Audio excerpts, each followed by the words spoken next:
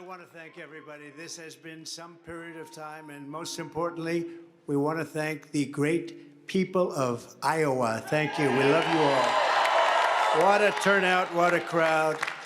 And I really think this is time now for everybody, our country, to come together. We want to come together, whether it's Republican or Democrat or liberal or conservative. It would be so nice if we could come together and straighten out the world and straighten out the problems and straighten out all of the death and destruction that we're witnessing. That's practically never been like this. It's just so important, and I want to make that a very big part of our message. We're going to come together. It's going to happen soon, too. It's going to happen soon.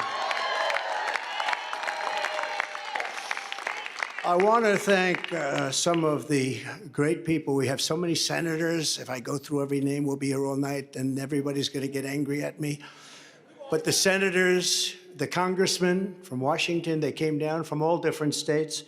I want to thank you very much. I want to congratulate Ron and Nikki for having a good time together. We're all having a good time together. And I think they both actually did very well. I really do. I think they both did very well. We don't even know what the outcome of second place is. And I see Carrie Lake. Congratulations, Carrie. Very good. I spotted her, I have to announce, because she's terrific. She's going to be a senator, a great senator, I predict, right? You're going to be a great senator. And I also want to congratulate Vivek, because he did a hell of a job. He came from 0, and he's got a big percent, probably 8%, almost 8%, and that's an amazing job. They all did. They're all very smart people, very capable people.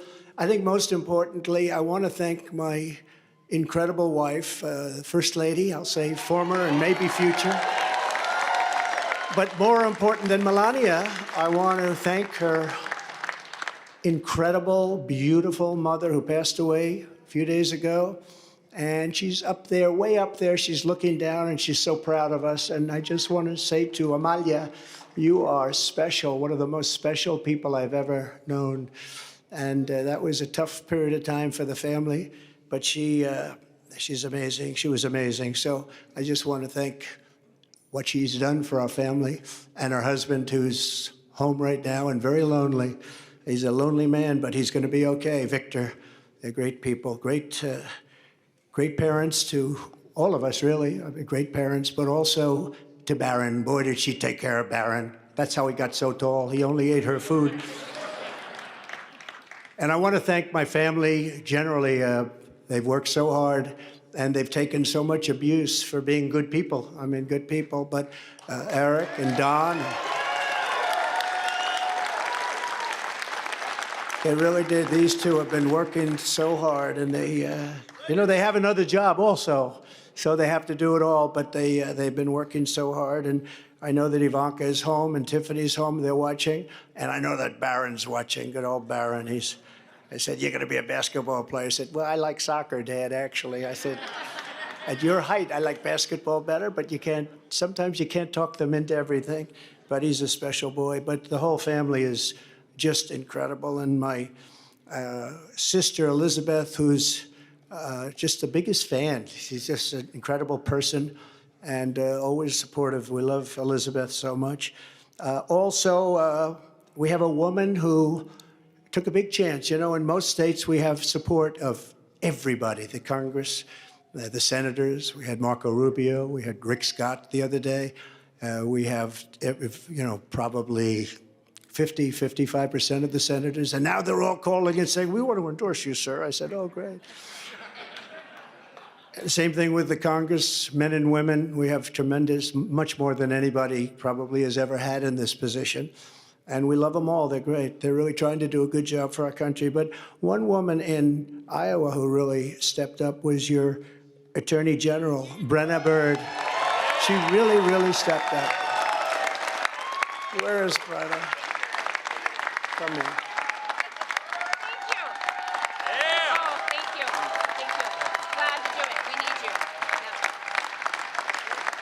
She stepped up. She's going to be your governor someday, I predict. So we'll see. We'll see. We'll be watching, but she really did. She broke away from the pack. And she had tremendous courage, and wasn't easy. In some states it's easy, in other states it's a little bit more difficult. But we have really the support of the people of Iowa, which has been just incredible. Another man who was actually the first person to endorse me in the entire country. He's a state senator. His name is Brad Zahn. He looks like he's the most handsome guy, I think. Oh, you made it. He had to drive from his caucus location. You made it. I call him the Marlboro Man. Hey, Brad. You want to say something? Come on, go up, say something. Well, I'll tell you, I had to actually do a TV interview bragging about you. The reason why I was late is because of that, but is he awesome or what? I am honored to be the first person in the United States to endorse this guy. The next president, the 47th president of the United States, Donald J. Trump.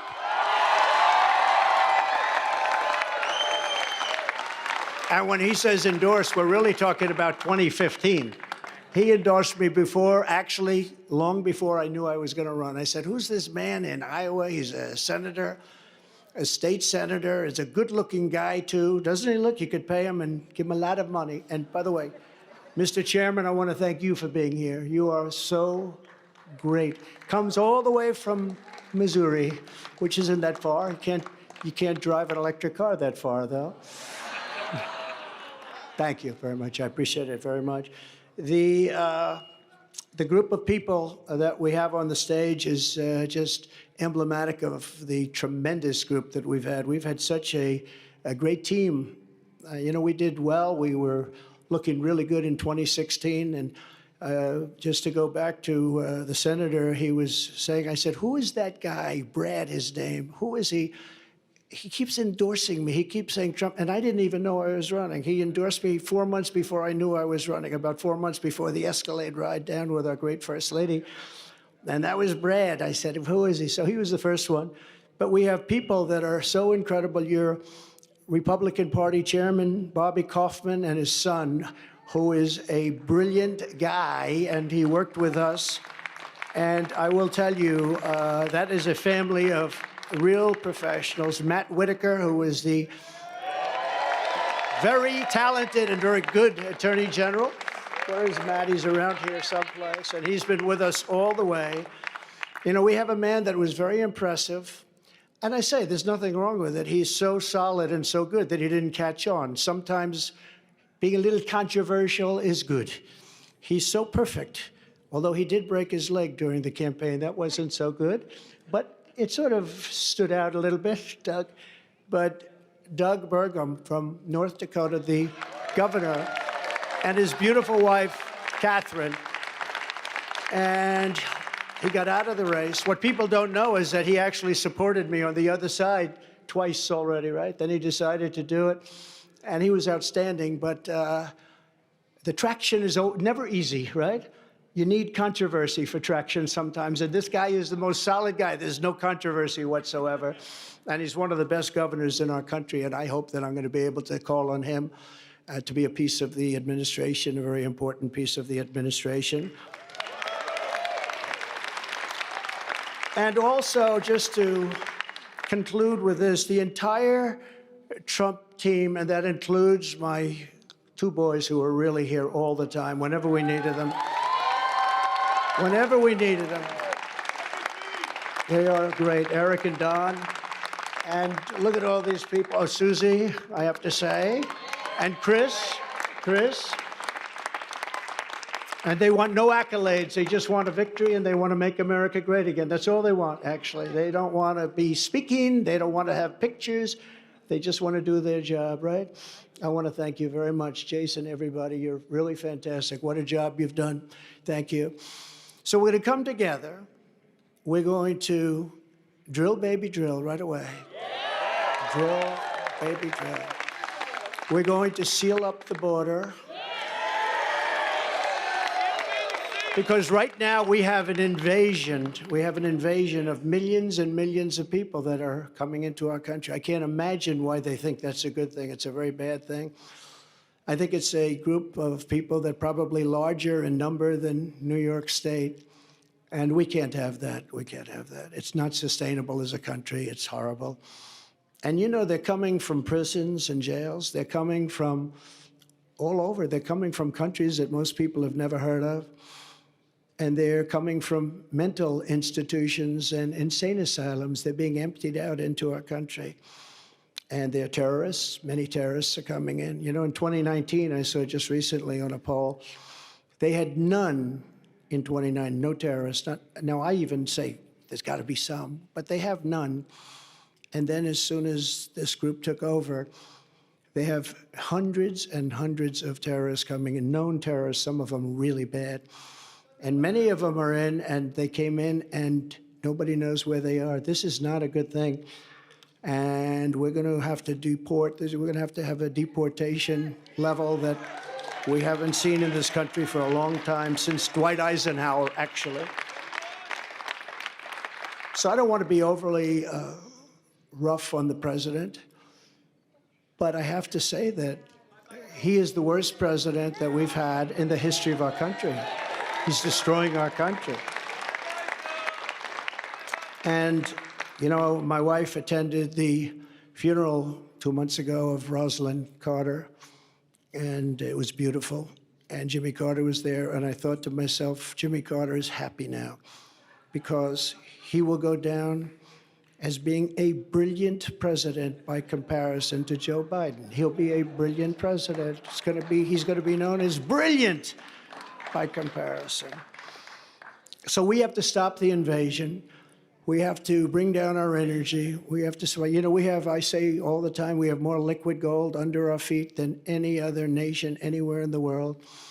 And we have to stop the crime, and we have to help rebuild our cities, and we have to rebuild the Capitol, Washington, D.C. I was there on one of the Biden indictment trials. You know, this is the only person this never happened before, but I go to a lot of courthouses because of Biden, because they're using that for election interference.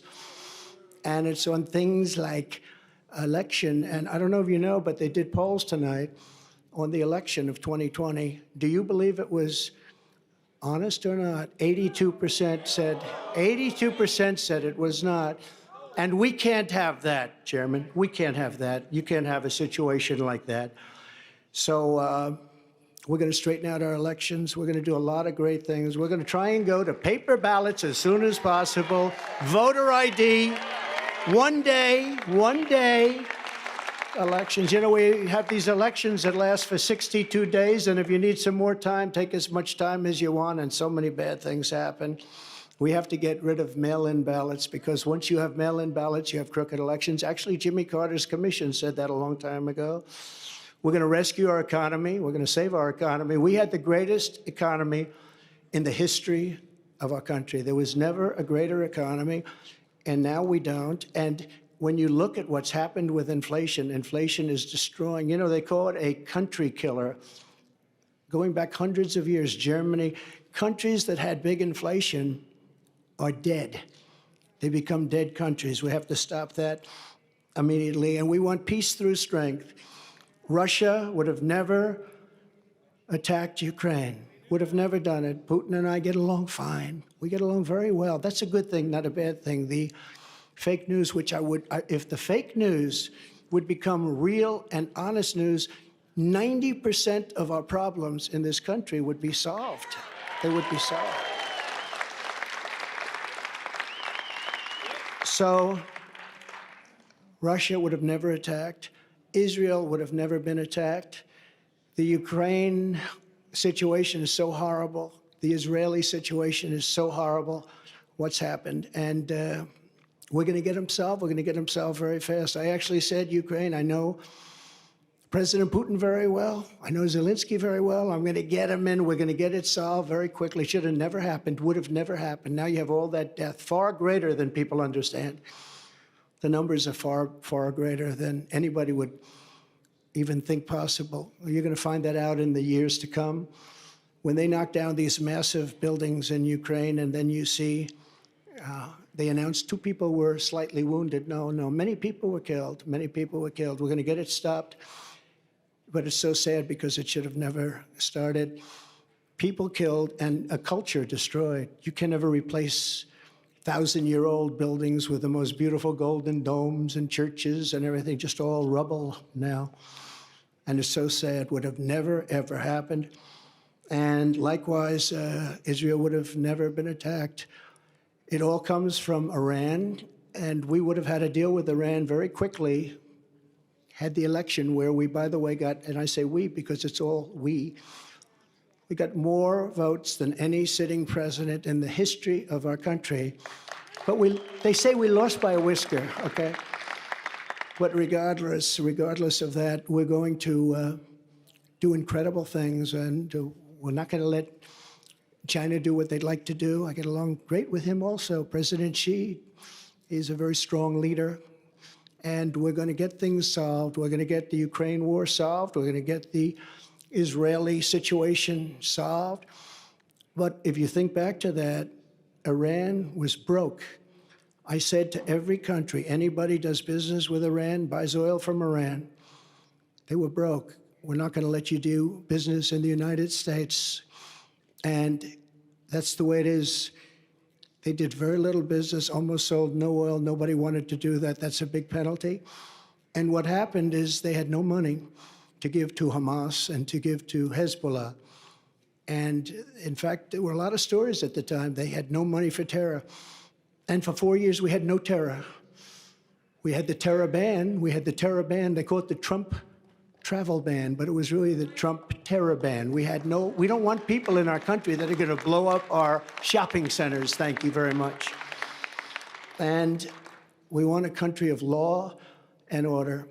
So we're going to rebuild the capital of our country, Washington, D.C. We're going to scrub those beautiful marble columns and get the swastikas off them, and we're going to scrub them and get the graffiti off them, and we're going to clean the streets, and we're going to rebuild the streets, and we're not going to have rusted medians through the middle that are falling down into the roads where foreign dignitaries from all over the world come and they look.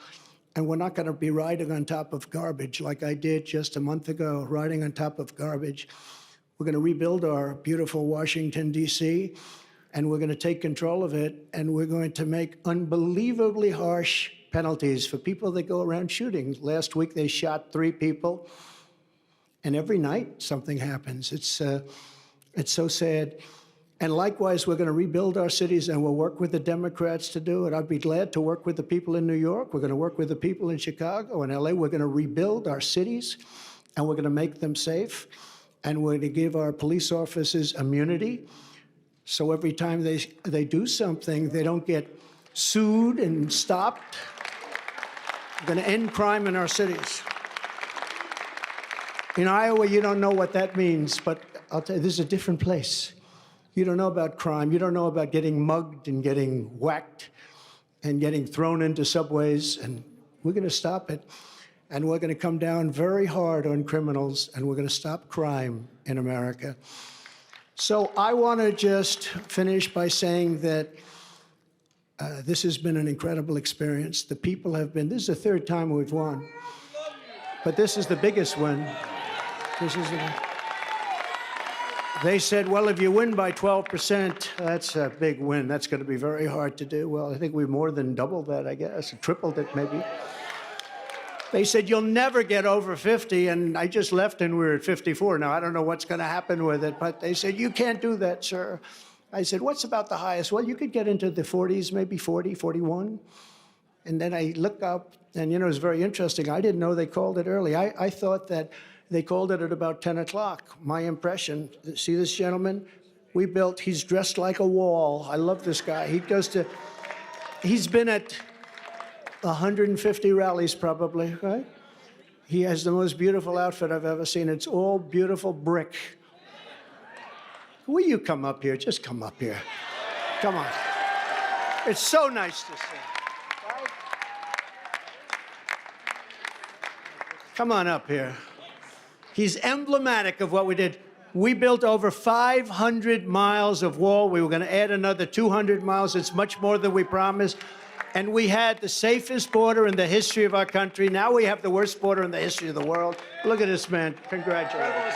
Really nice. Nice to see you, man. You take care of yourself, okay? Absolutely will. Thank Take you. care. I love that outfit. I love them. That's great. We love it. That's a hot-selling jacket, by the way. So. But that represents what we did. No, we built a tremendous, that's the reason. And we got Mexico to give us 28,000 soldiers free. And we had Remain in Mexico, and we had Catch and Release in Mexico. And we did a job. We had the safest border in our history. We had the greatest economy in our history. We were a great nation 3 years ago, and now we're a nation in decline.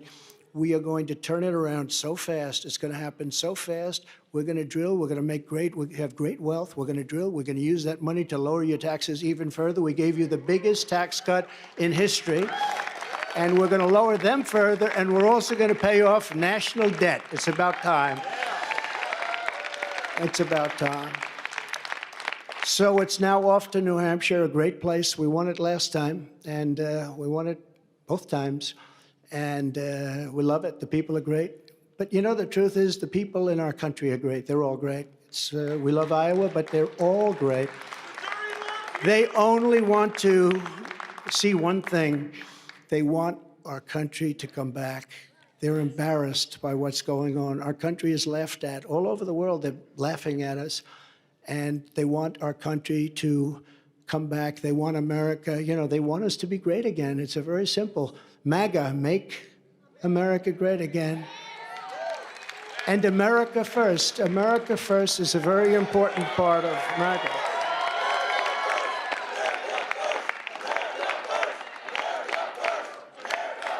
So we're going to put America first. We're going to make America great again. Again, Iowa, we love you. You are going to, you just go out and buy larger tractors and more land. Don't worry about it. And to all of the people standing behind me and all of the people in this room and so many great politicians and great dignitaries and friends, I just want to thank you all. This is a very special night. And this is the first, because the big night is going to be in November when we take back our country, and truly, we do make our country great again. Thank you very much, everybody. Great honor. Thank